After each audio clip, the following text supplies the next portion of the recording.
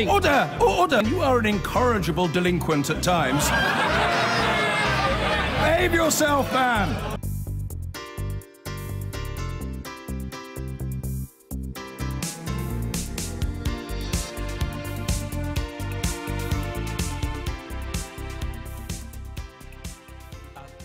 Former Russian spy Sergei Skripal has been discharged from hospital.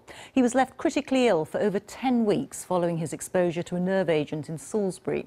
His daughter Yulia, who was also poisoned, was discharged last month.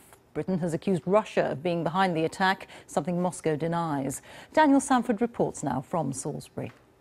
When they were first poisoned with a military-grade nerve agent almost 11 weeks ago, there were concerns they might not survive. But now, 5.5 weeks after his daughter, Sergei Skripal has been discharged from hospital. The staff here, when the Skripals first came in, would have been dealing with something that, to be honest, no other clinicians in the world have seen before. And so they really did an incredible job in taking the unknown and working through treatment and maintaining life-saving therapy to get the result that we've seen today. I understand Sergei Skripal has spoken at length with detectives now and can walk, but is not completely well.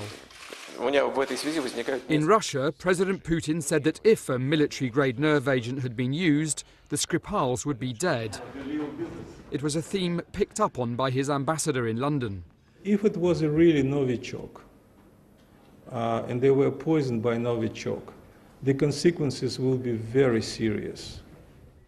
Sergei Skripal's house, which police believe was the scene of the crime, remains abandoned. His front door has been taken away to the chemical weapons laboratory at Porton Down for examination.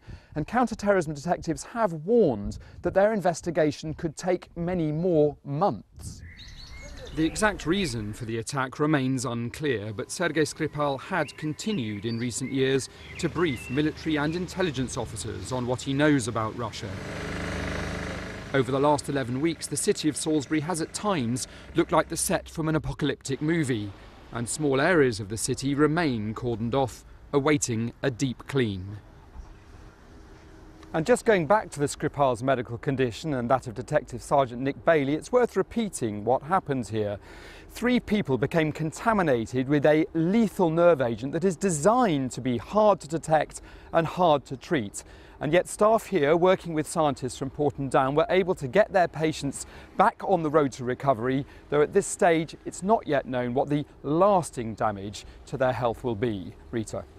Daniel, thank you. Daniel Sanford there. Now, 2.5 months after being poisoned, the former spy Sergei Skripal was discharged from hospital today. He's been taken to an undisclosed location for the next stage of his recovery. It's not been announced whether he'll be joining his daughter Yulia, who was also exposed to the deadly nerve agent attack in Salisbury. The Russian ambassador reacted to the news by reiterating his demand to see the pair in person, as Porrick O'Brien reports. Former Russian double agent Sergei Skripal has been discharged from hospital 2 months after being poisoned with a nerve agent in Salisbury.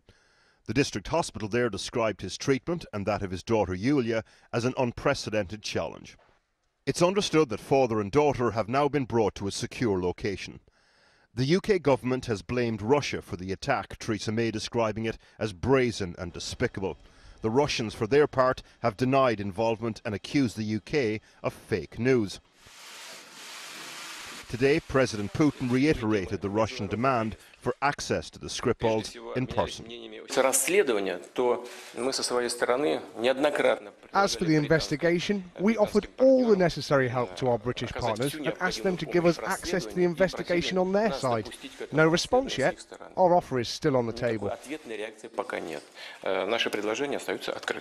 His ambassador in London echoed this, but went on to explain that one of the most senior Foreign Office officials here had made it clear to him that the Skripals didn't want any contact with the Russians. So we can take it that they don't want your consular assistance from what he said to you? That's exactly what he said. I see. Do you believe him? Well, we believe in facts. So I don't want to blame anybody, but if Skripal really said that, why not to repeat it in a personal contact? The Russian assertion seems to be that the Skripals are being coerced in some way by the British government and are being held in isolation. Therefore, according to Russian logic, under the Vienna Convention giving access to prisoners, they're entitled to meet the Skripals, whether they want to meet or not. But do you really believe everything that I've just listed out there? That they're in isolation, that they're being forced to lines, that they really might want to see you, but all in these fact... things are emotions. First thing, what we have to do, we have to follow the line of the treaty. And the treaty says that in order to get the, let's say, direct contact, you have to meet personally. That's it. Nothing else. Even if they don't want to see you? It's because under the convention, the diplomat is entitled to do this. Even if they don't want to see you? Even if they don't want. This in the... They should be forced to see you under the convention even if they don't want to see you? Well, it's just, I'm just talking about the international law. The Foreign Office told us today that the pair are free to avail of Russian consular assistance if they want. The real focus now turns to the ongoing police investigation into the attempted murders, and crucially, the Skripals' input into that. Well, while Britain places the blame for the Skripal poisonings firmly onto Russia, our Europe editor Matt Fry went to meet the exiled oligarch Mikhail Khodorkovsky to ask about the Kremlin's continued strained relationship with the West. He was once Russia's richest man as head of the oil giant Yukos before spending 10 years in prison for tax evasion. He now funds the Advance of Democracy and Rule of Law party in Russia. And Matt started by asking him what he, as an oligarch, knows about democracy. 4 года своей жизни простоять перед судом, который не является судом. И понять, что если у тебя нет нормального суда, то твоя жизнь не стоит ничего. Твоя свобода не стоит ничего. Твое слово, твой бизнес не стоит ничего. У нас есть те люди, которых Путин и его окружение воспринимает как предателей. Это бывшие сотрудники спецслужб, которые перешли на другую сторону. Я, как и Борис Немцов, для него не предатель. Я враг, потому что я, собственно говоря, никогда не был на его стороне. Пример Немцова показывает, что вряд ли я могу уж так быть спокоен, но с учетом моего 10-летнего тюремного опыта, где я провел больше 3000 ночей в бараке, где было сотня человек, часть из которых совершили в жизни убийство и не одно, это все мелочи. Sergei Skripal, who was almost killed but has survived, the finger has been pointed by many people, including this government, at Vladimir Putin and the Kremlin. Выглядит это как еще один шаг, который должен продемонстрировать, что спецслужбы Кремля не терпят предательства в своих рядах. But they could have killed him in lots of other ways, less spectacular ways. Вот такой вот зрелищный метод, он важен, потому что именно он позволяет решить в будущем многие другие проблемы. Do you think it was also intended, the attempted murder of Sergei Skripal, intended to frighten people like you, to send you a message? Это, несомненно, имело цель напугать людей, но я думаю, что совсем не таких, как я, потому что таких, как я, напугать трудно. What does Vladimir Putin want? Сейчас он считает, что он есть Богом данный властитель, и он должен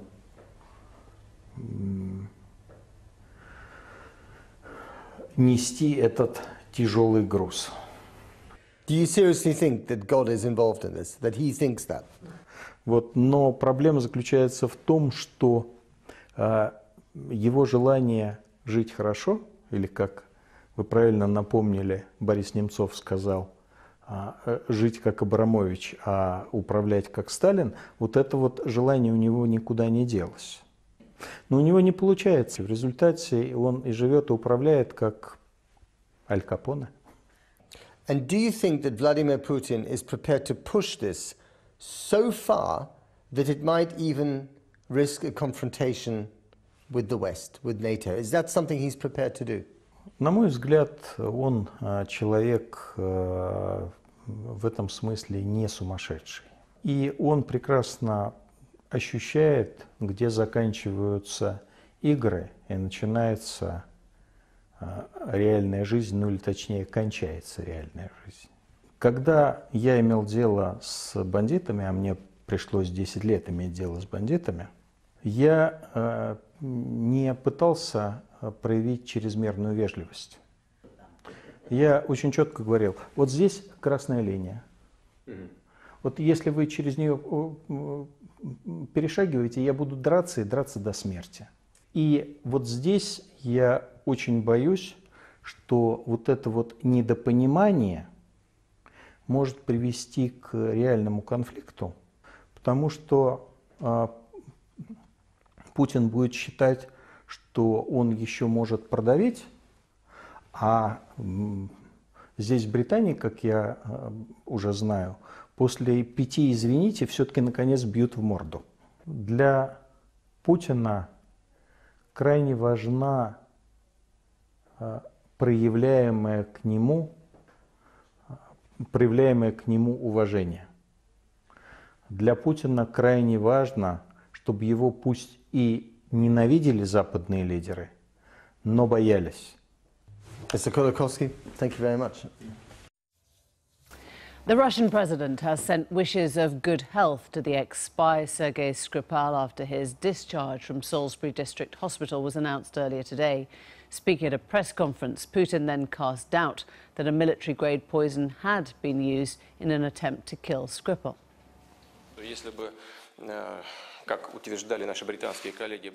If, as our British colleagues insist, he had been poisoned with a military toxic agent, this person would have died at the scene.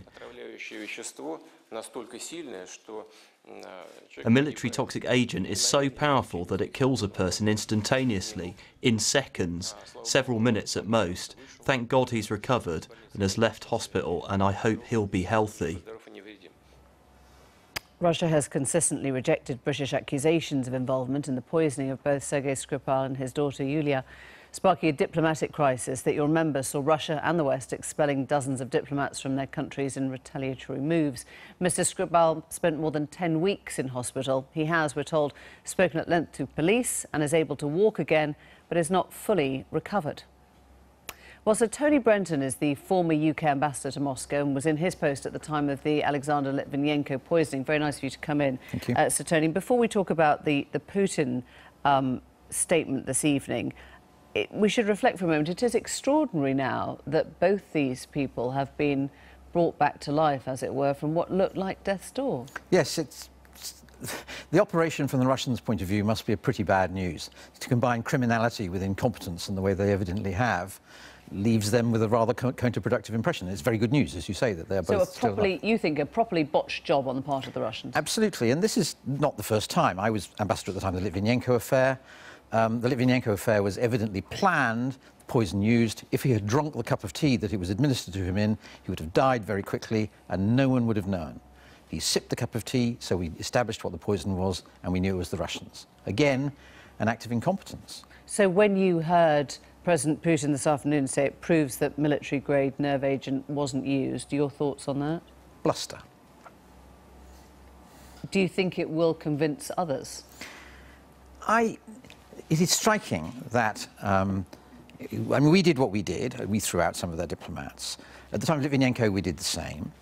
But at the time of Litvinenko, we then set about trying to persuade other people to support us, and they couldn't be persuaded, even though our evidence was very strong. This time... Who are you talking about? Western allies and so on. They couldn't be persuaded to support the action we took with regard to Litvinenko. You mean there are individual countries that just said no? Individual countries, yes. Can you tell us who said no? No. I mean, but nobody supported us, other than verbally. But this time round, I don't know what we showed them, but evidently the material that we have, which I don't think has gotten into the public domain yet, was sufficiently convincing that they all came on board. That's a very striking demonstration, I think, of the quality of the proof we've got. So this time, was there any country that held back and said, I'm afraid we can't? Well, if you look at the list of people who supported us, it's pretty complete. Yeah. How do we move relations forward from here? Well, you're right. I mean, it's quite striking that today Angela Merkel has been in Sochi talking to Putin about subjects that we're going to need to talk to the Russians about, notably Iran. And somehow we're going to have to find a way back from where we are now to be able to do serious business with the Russians again. It's going to take a while because obviously the atmosphere here is extremely cold and angry at the moment. It's the same with Litvinenko again. I mean, the fact that this is not now a murder investigation, does that mean that there is less, as it were, investigation going into it? Well, I'm sure the police are still very keen to establish a very clear case against whoever did it. It's not a murder, which is a relief, but the fact remains that the Russians have tried to kill a British citizen on British streets, have accidentally, I would guess, affected 2 other people who are here in a way that we simply can't accept. And we have to take actions which demonstrate to them that the costs of doing this are too high and therefore discourage them from doing it again. Tony Brenton, thank you. Thanks for coming in.